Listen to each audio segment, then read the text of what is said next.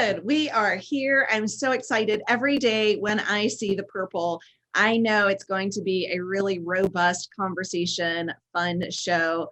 And it's what I love to nerd out on. So the cause selling cycle with Fundraising Academy and with you, Tony, has really been a joy. So let's get started, because today we have a little different episode in regards to overall our shows, but in particular with the cause selling, because we are doing today as an Ask Me Anything episode. So this is anything going back to the cause selling method, and we will refamiliarize everyone with what that method looks like and how you can implement it, how you can get started. And Tony Beall, again, you have just been a joy to work with, Senior Director, Office of Program Administration at National University. So thank you for being part of the journey and being a partner with us here at the Nonprofit Show. We are just so grateful to have you and the Fundraising Academy along with us for this journey. And again, those of you that continue to join us, we are so grateful.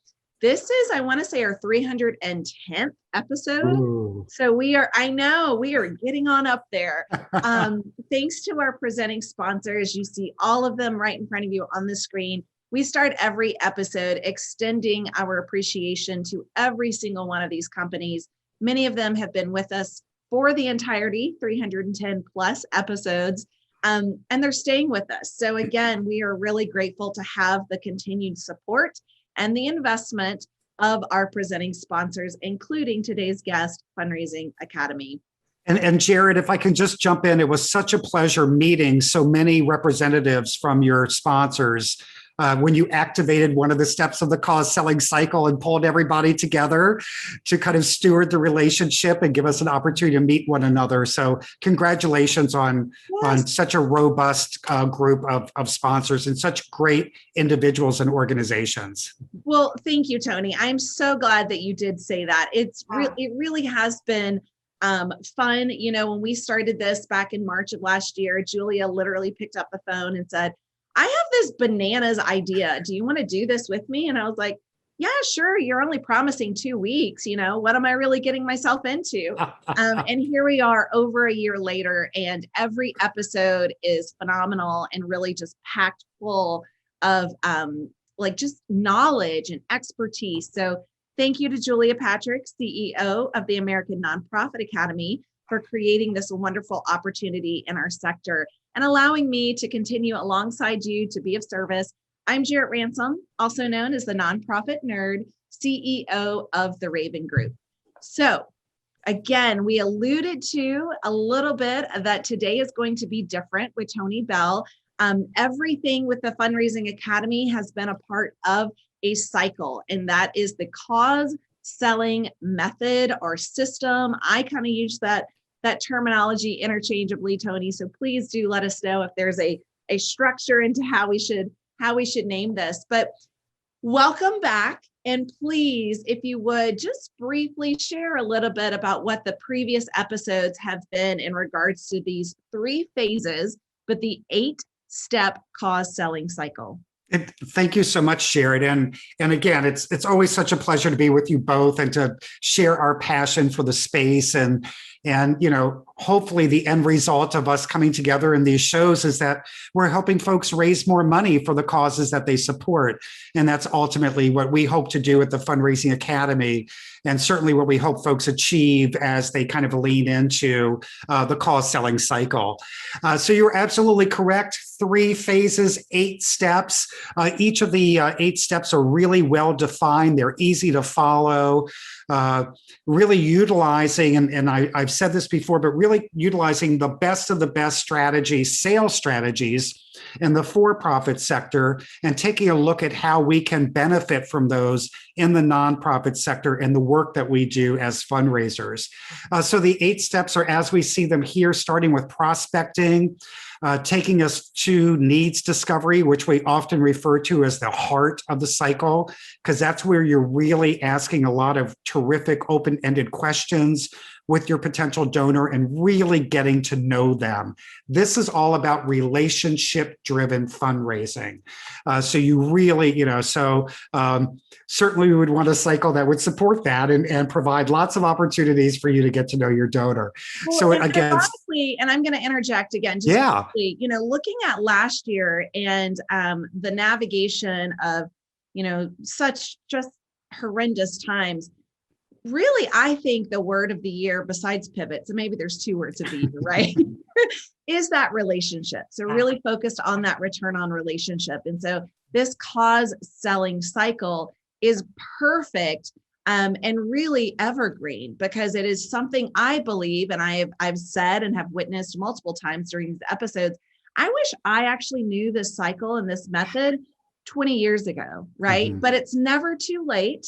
It's never too late to learn the cause selling cycle and to start implementing it into your organization or university. So I just wanted to focus on that relationship piece, because that is so critical. Mm-hmm. Thank you for doing that. So so prospecting, needs discovery, and then last but not least, it takes us all the way to stewardship. So once we've received the gift, how do we stay in touch with our donor? How do we keep them engaged with our organization? How do we elevate their gift, the next time around? So it's all of those kinds of strategies. And Jared, I love what you said. And we've said this many times about how, I certainly wish I had this structure when I first started, doing fundraising over 20 years ago. But what is great about it is that it's easy to jump into it, regardless of where you are in your tenure in the fundraising space. But it also, for a lot of us that have been doing this for a while, we're going to find that we've been doing a lot of these strategies. We've implemented a lot of these, I'll say organically or through our experience. We just might have historically called them different things, and they weren't necessarily bundled in such a methodical step-by-step fashion. So again, for those, our curriculum really is designed primarily for fundraisers that are 1 to 5 years in the fundraising space, or executive directors that are wearing multiple hats. But we've certainly had plenty of fundraisers that have been in the game for a while that have found a lot of value in the curriculum. And again, they're like, oh, well, I was doing this, but I called it this.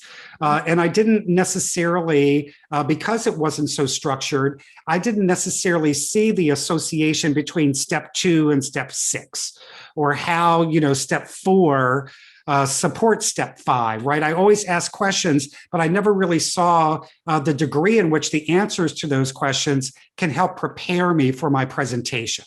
So here I go. I got all passionate about it. So here he goes. But it's great. And I would tell you, as somebody who's been asking for money in my community for more than 30 years, I could see when it worked after studying this with you, when it worked and why it worked, and maybe more importantly, why it didn't work. Right. And, I have been thinking back on all of these conversations, on all of these lunches or coffees or dinners or meeting with people in their homes.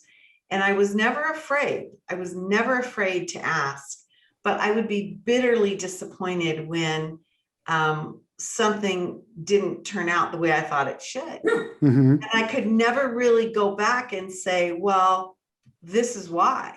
And now, as I'm replaying all of these times, I'm like, dang it. If I had known, maybe I would have done this. And so for me, I have to witness, it's been really powerful to see this. Really powerful. As part of this, Tony, as you've been guiding us through this process, and I think I heard a little bark from maybe one of your board members, and I want to tell you that that's okay. If that's what I did hear, or somebody's barking back. I've had a lot of questions, and a lot of times my questions come to me, as they have from our viewers, after the broadcast is over. And so we've been, filtering questions. We've had our own. Jarrett and I have been talking about these things. And so today we are putting you in the hot seat, my friend. I just got a witness. This is it.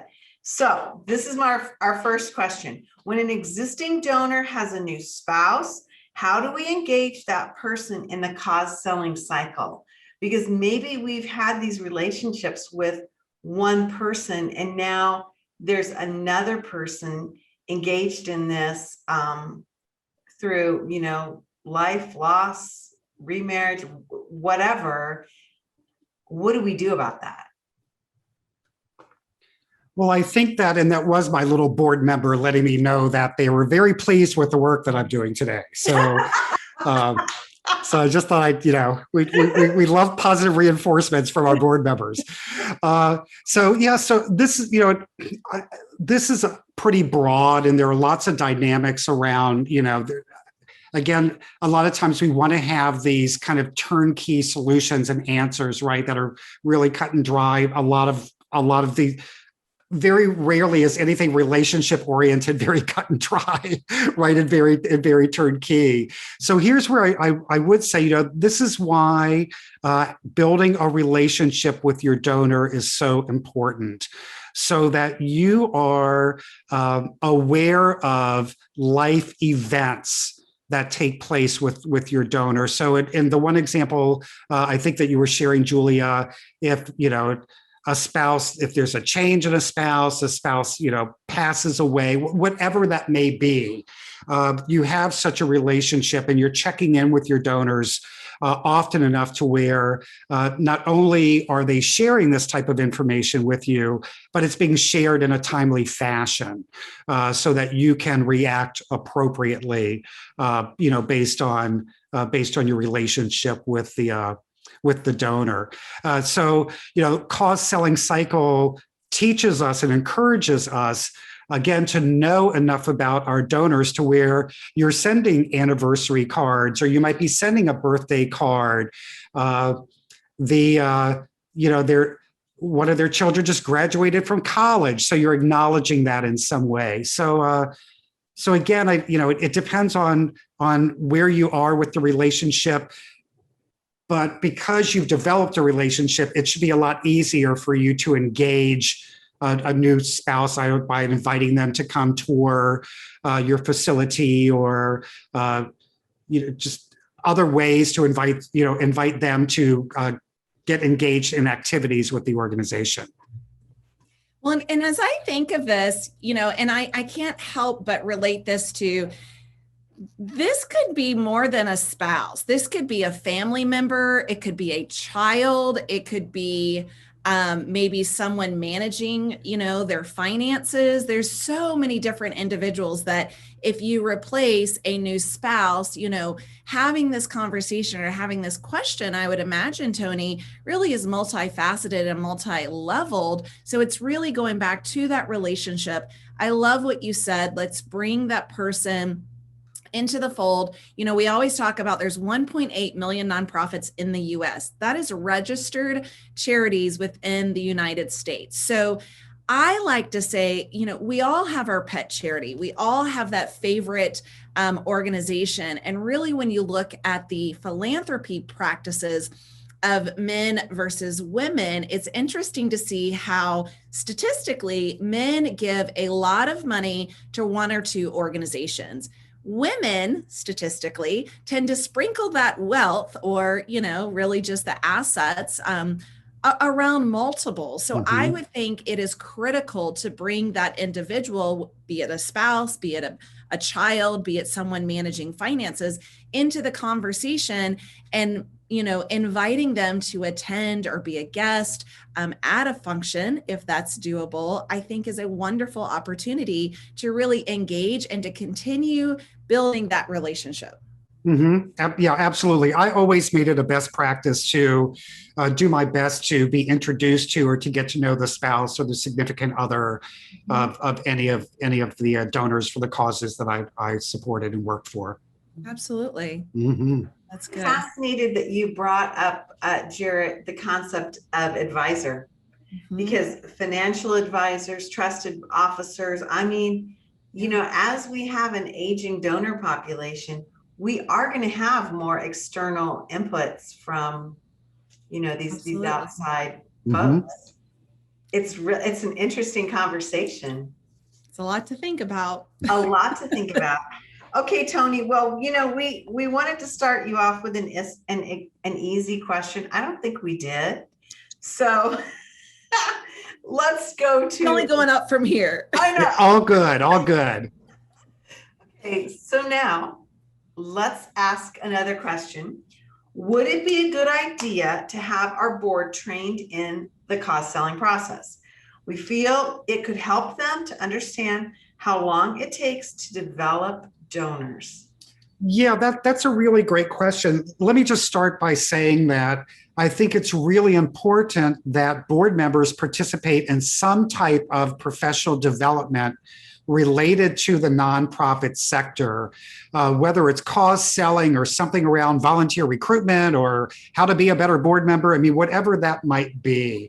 A lot of the organizations that I've consulted with, we've added professional development for board members in the bylaws. So as part of your responsibility as a board member, you must attend at least one nonprofit professional development workshop, webinar, whatever, during a calendar or fiscal year, however they manage that. So I just wanted to start there and say, yes, huge advocate of board members participating in some type of professional development specific to the nonprofit sector, just as they would for any of the sectors that they work in their for-profit careers. Again, what are best practices going on in for-profits that we need to make sure that we're leaning into and mirroring in the nonprofit sector? And investing in professional development is one of those that we could definitely get better at in the nonprofit sector. So yes, definitely, at a minimum, some type of professional development, but certainly I think cause selling is one of those strategies that board members can benefit from, again, not only in terms of helping the cause in which they're supporting by serving on a board, but I think ultimately helping them in other areas of their professional life, because these, again, are definitely strategies that you can apply, whether you're in a for-profit or a nonprofit, or whether you're trying to convince your 3-year-old to eat Brussels sprouts. So there are ways, to use a lot of these strategies in day-to-day life, because everything is about relationships. Right.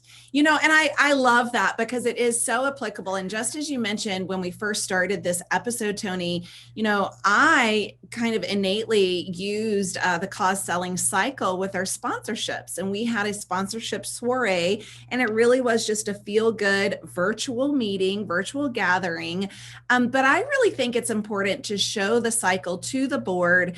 In particular, not just the board, but the fundraising committee and all of those involved, to provide that level of education. Because again, I've been around 20 plus years in the sector doing what I love to do.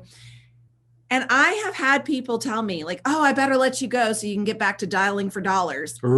No, that is not what I'm doing. Let me show you the cycle. Let me show you the fundraising cycle and what that looks like, and truly the longevity of the time, energy, effort, and really that relationship building that goes into stewarding a donor. Mm-hmm. So let me ask you this, and I'm curious for both of your answers, and that would be along this line. How do you feel about having a board member come in for a meeting? I mean, they might have been shown the cause selling cycle, or they might have had some, yeah, we know that that's what you do, but they don't really know. And yet they're asked to come in and participate in, oftentimes towards that end for the ask. Do you think that's disruptive? Do you think that's positive? What are your thoughts on that? So I think there's a lot of value in having a board member participate in the process, and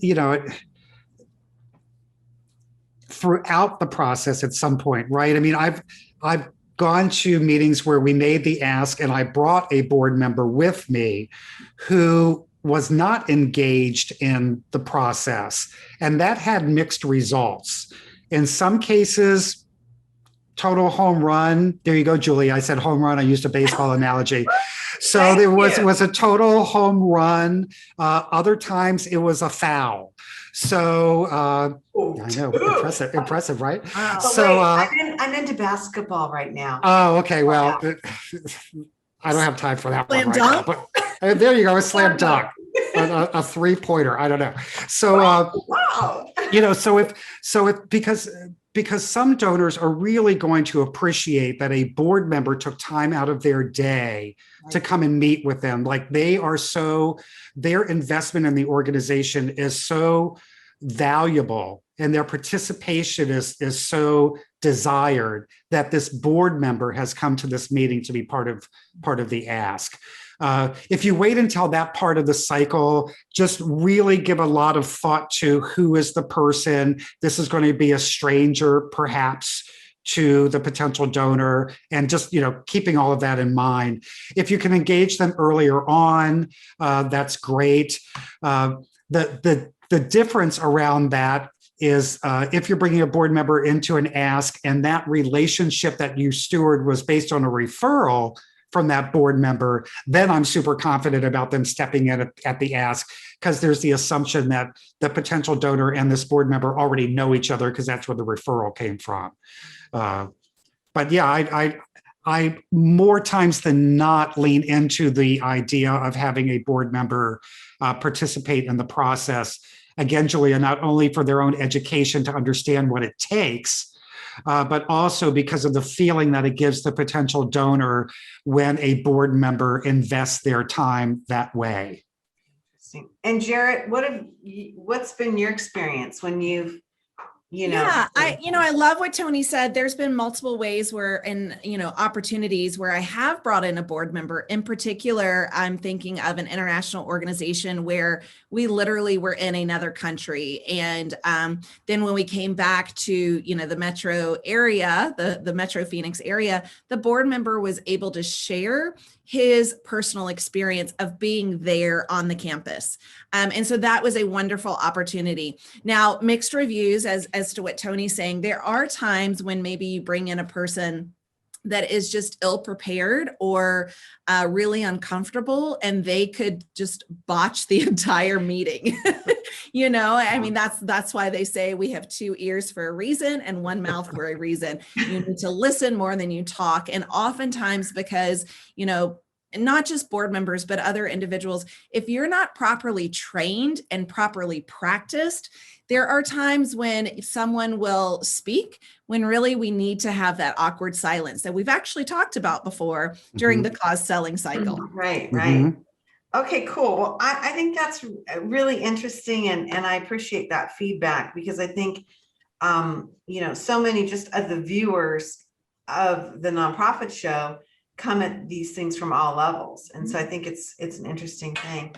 Yeah, and like I said earlier, there, as much as I would love to give a one-size-fits-all answer to some of these questions, right? So it's like, here's the solid go-forward answer for that. Again, we're talking about relationships and individuals, and that's diverse and varied and interesting. Right. And for me, I have to say, I like that, because I think this gives you more authenticity, and you can be more fluid to work with what your reality is at that moment in time, versus like, nope, this is the way you have to do it. And if you don't do it, you're a failure. I mean, no, I think that's what's been more natural. Okay. Now I want to get into kind of that professional development aspect and ask the question, does cause selling have any relationships or endorsements from some of the national, and I'm going to call them trade associations, that's not really the right word, but professional groups, such as, AFP, CFRE. I mean, even any ones that you can think of, I'm kind of wondering like what that might look like. Sure. Well, a lot of our distribution network for our curriculum consists of universities around the country. So we have a number of universities that we partner with to help facilitate curriculum in their local markets. And you can see that mapping on, on our website and get, better acquainted with some of those university partners. So we have kind of that endorsement and that, these universities have seen credibility in the curriculum, recognize the benefit that it would have or the impact that it would have to the nonprofits in their community. And so they've partnered to help facilitate curriculum in their own backyard. I've always felt like the cause selling cycle and specifically the work that the Fundraising Academy does is a value add to the sector and not meant to enter the space as a competitor or kind of muddy the waters or make it confusing for folks. So we do have a terrific partnership and relationship with AFP. We have a terrific relationship with CFRE. They have a strict and formal process for having our curriculum, well, anyone's curriculum, it's not unique to us, to have anyone's curriculum kind of verified and certified for folks to accrue, continuing education units and, through our curriculum. So currently all of our curriculum and national webinars are CFRE approved for folks that are renewing or seeking that credential. But our biggest endorsement really comes from the folks that go through our certificate program and share their experiences once they've gone through the training and earned that certificate, really and how this new education has significantly changed not only the way that they do work, but the outcomes that they're seeing from the work that they're doing. Cool. Okay. Well, I love that you say, it complements what's out there. So it's not in competition. It really complements the methods, the models, the accreditations, the endorsements of others. And that's wonderful. There's so many models out there.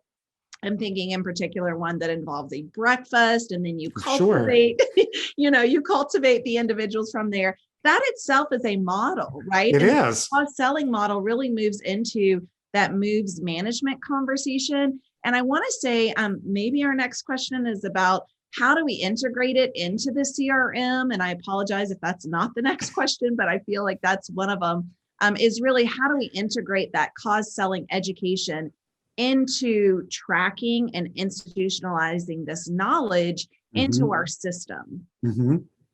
So right on cue. I'll read this aloud here. We are adapting our CRM to include the cause selling phase donors that they are in. And I love that. Are there percentages where our pipeline should be filled? Yeah, so that's a great question. I don't, I would really lean in. I don't have an answer to that. So that's Tony's transparency. I don't have an answer to that in terms of the percentages. I can tell you that a lot of the graduates of our program have utilized the cause selling cycle very much in this manner where they have, put each of the steps, they have incorporated each of the steps into their CRM, regardless of what platform that they're using. And they have attached their donor profiles to those steps. So at any given moment, they can, go in and query that data and see how many donors they currently have in the needs discovery part of the process, or how many donors they have queued up for the ask, or how many potential donors they have, in their pipeline, for pre-approach. So it can be a terrific tool that you kind of overlay into your CRM to help you kind of track the activity and again where that donor is in the cause selling process. I'm just not sure about a percentage. Well, I don't know if there would be a national standard percentage, but we all know, if you, like I talk about with the grants, if you want to bring in $1 million, you need to prospect $3 million. So looking at the 8th step of the cause selling cycle, looking at that phase 3s, there's a couple of ways that I think you can divvy up your percentage. You could do it based off the steps or based off the phase. And I think And I think that would be important as a temperature check for every fundraising committee meeting, every board meeting to say, year to date, our percent to goal, here's where we are with our revenue income. Here's what we forecasted, and here's what we can project based off of where we are either in the stages or the phases. And maybe that's set per organization and, per CDO, Chief Development Officer. Yeah, I love the idea of measuring that on phases. Phases? Okay. Yes, I love the idea of measuring that based on phases. Yeah. I think so too. I mean, I think that's crazy powerful. And I also think that it would help everybody to kind of understand where things are moving along. Hey, everybody, if you've joined us for another episode of the Nonprofit Show, a lot of times, well, not a lot of times, every day, we are a 30-minute show.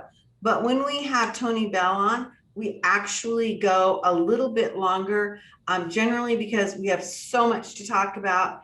And frankly, we just couldn't squeeze it all into 30 minutes. So I just want to give you the heads up on that, because that's just the way it is. So hang in with us, and know that your clock's not broken. And yes, time has blown by.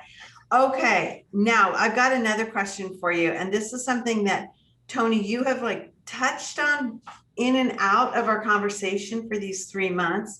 But I got to ask the question, in terms of lapsed donors and the process of getting them slotted back in and reconnecting them, where would you put them on the cost cycle? I mean, do you start all the way at the beginning? Or, I mean, I've got to imagine it's somewhat of a fluid process. Yeah, it is pretty fluid. And when we talk about, re-engaging lapsed donors, it does depend on where you are currently with that relationship in terms of where you might re-enter them into the cycle, right? Because they're lapsed for some reason, they've fallen out of the cycle.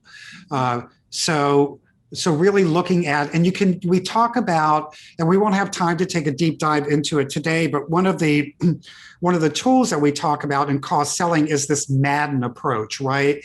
And it's kind of this measurement in terms of where is this potential investor compared to other investors, right? So you have 6 categories. You just kind of check them off on where they fill those categories. And of course, the lapsed donor that fits in all 6 of those categories, is your low-hanging fruit, is the one you want to invest time in. As opposed to the others, right? Because now, again, you're looking at this list and you're qualifying them. And now you've qualified them to know which ones you should immediately start investing time and resources in. And part of that investment in time and resources is getting an understanding of where your relationship is with them currently. And that will help you know where to re-engage them in the cause selling cycle. I think in one of the shows, we might have used the example that you may run into them at chamber meetings or different kind of just social events. So it's not a cold engagement. You've seen them, you've probably said hi, and kind of reconnected them, with them in a pretty light manner. But they're not someone you need to start at step 1. You might start them at step 4, where you bring them in, you start talking about the needs discovery and getting them to answer questions to help you understand why they fell out of the cycle, and where you can jumpstart them again. I love, this is one of my favorite, I know it is, Jared. I know it is. Is to re-engage lapsed donors or individuals that have fallen out of the cycle. And I always see it as a wonderful opportunity when you have a new executive director or CEO, really any new executive level, anybody new in the fundraising team, really anywhere in the organization, right? When you can engage your entire organization to reconnect with this person, it really is the power of relationship. We talk about that 6 degrees of Kevin Bacon. That's no longer it. I think it's the 2 degrees now, because everyone really is connected. It's true. But looking at, okay, who did fall off the cycle, right? Mm-hmm. When did they fall off? Was it last year, 2 years, 3 years? Sometimes I even consult my clients to go back 5 years, depending on the individual, this is a great opportunity to, again, connect the dots. Who is this person? How do we know them? Who's the best person to re-engage, bring them back into the fold, and make it a fun challenge, right? Like really a fun challenge. There is a reason they gave to you. I'm on my soapbox, so I probably got like much taller, but there's a reason they gave to you in the beginning. And so I think that's a wonderful opportunity to re-engage them, tell them what you've been up to, share with them the impact of the last 12, 16, 18 months, and invite them to learn more about the organization. Yeah. I think that one of my most interesting lessons was a campaign, and I am not a Catholic, but there was a huge campaign in the 80s called Catholics Come Home.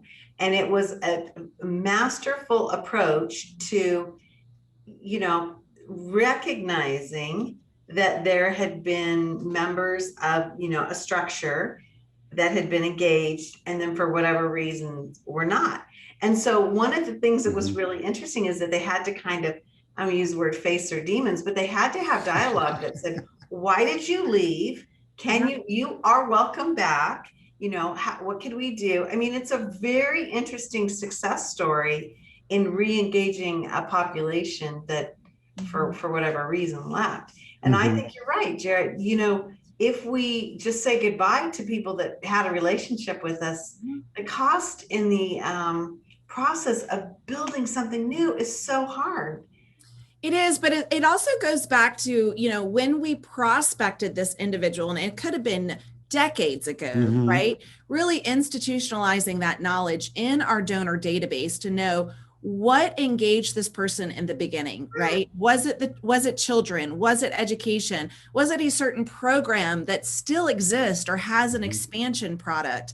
How can we go back to that individual? So it really does go back also into how you're managing your donor information. Yeah, I think it's something that we've got to, as a sector, really recognize that it is a value and it's an asset. And if we walk away from it, then we're imperiling our organization. It's just not safe. Okay, this is kind of one of our last questions, so to speak. And Tony, this speaks, to when we first met you, we were in the thick of the pandemic. Nobody knew one another for more than this, height. Because, right, we haven't been meeting in person. Right. So now we're moving from this virtual relationship to the in-person, and we're wondering, do we need to reorder things, or is that going to shift, or just don't worry about it? Or what are your thoughts? Yeah, no, nothing really shifts in terms of the call selling cycle. It's whether again the interaction is face to face, meaning across a table, literally like a table from each other, or face to face via Zoom. I think it's safe to say that this part of our landscape will remain, and that folks will continue to lean into this kind of engagement and communication. But no, it really doesn't. Your step one, your prospecting doesn't change. Your pre-approach doesn't change. Probably, not until step 4, step 5 might a few things change. But again, that's only in the way in which you're convening. Nothing changes in terms of the strategies or the philosophies that support those individual steps. So no, that's the beauty of the curriculum, and what really supports, I think, Jared, like you were saying earlier, kind of the evergreen nature of the cause selling strategy is that it works, whether again we're sitting across the table from each other, or whether we're convening virtually via Zoom or some other platform. And I don't think this virtual component will go away. I think it is here to stay. I think some individuals may, prefer this over in person for multiple reasons. I know, invitations have started to come in to me for networking and in-person events. And it's like, I cannot be at these 3 places within this amount of time.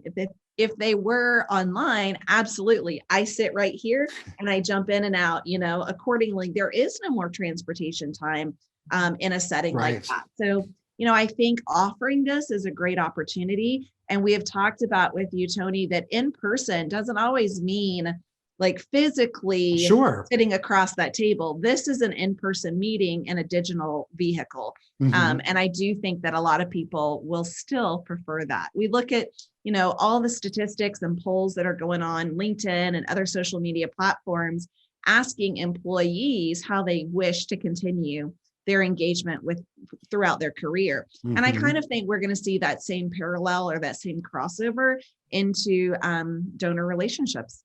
Yeah, I think so too. Absolutely. We have to be mindful of that. We've talked a lot. I mean, in terms of, the evergreen, even of these episodes, we haven't talked, a lot about kind of the landscape that we've been experiencing during these shows being recorded. But we've seen folks really leaning in and again, embracing professional development in ways that they never did before because of the accessibility and because, of us removing the travel component. Right. And okay. Of that, yeah. Some donors understand that there is a large expense. I had shared, my brother does fundraising for a large university, and he closed a multi-million-dollar gift via telephone. So yeah. I think that's one of those things, Jared, I think you and I saw in the very beginning of this pandemic, were those folks that were like, oh, you can't ask for money, in a virtual environment. You just can't do that. And then the others that were like, are you kidding? Let's go.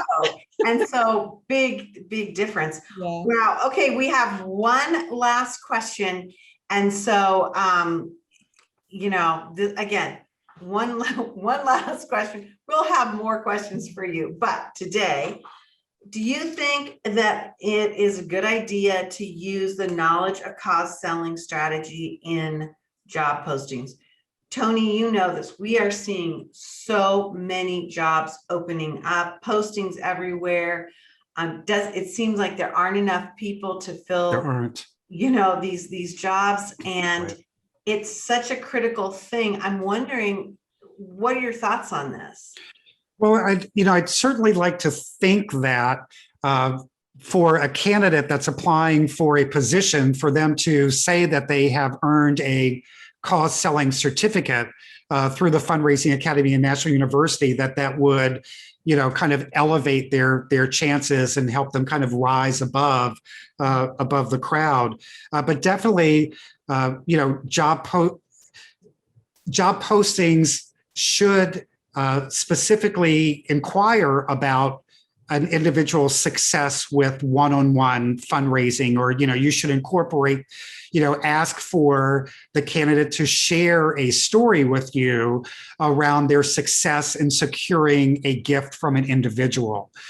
So I definitely think being more intentional in the hiring process, whether it's something in the job posting specifically around this, or where you're crafting questions as part of the interview process, where, again, please share with me a story where you secured a gift from an individual, and what was that like for you, right? So that you're getting a good understanding of their skill set around securing gifts and their capability of building relationships. And please start posting salaries in job postings. Yes, absolutely. Thank you. That's a whole different show, I know, but since we're talking about, and I would say we know at the Fundraising Academy that our terminology like cost selling is different for the space. So saying cost selling may not resonate with a candidate, but if you say, if you use, again, the secondary part of that is cost selling relationship-driven fundraising, right? So if you talk about relationship-driven fundraising in your posting, or again, in your questions, I would totally encourage that. And I think it's very appropriate. Cool. Okay.